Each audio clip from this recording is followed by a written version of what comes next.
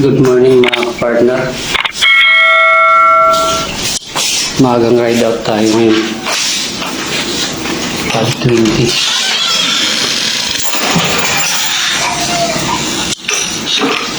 5:20.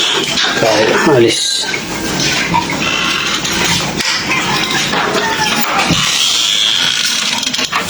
So, yan.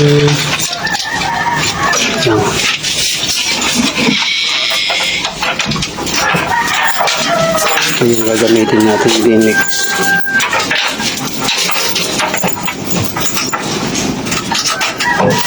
DMX ang gagamitin natin ngayon mga kapartner.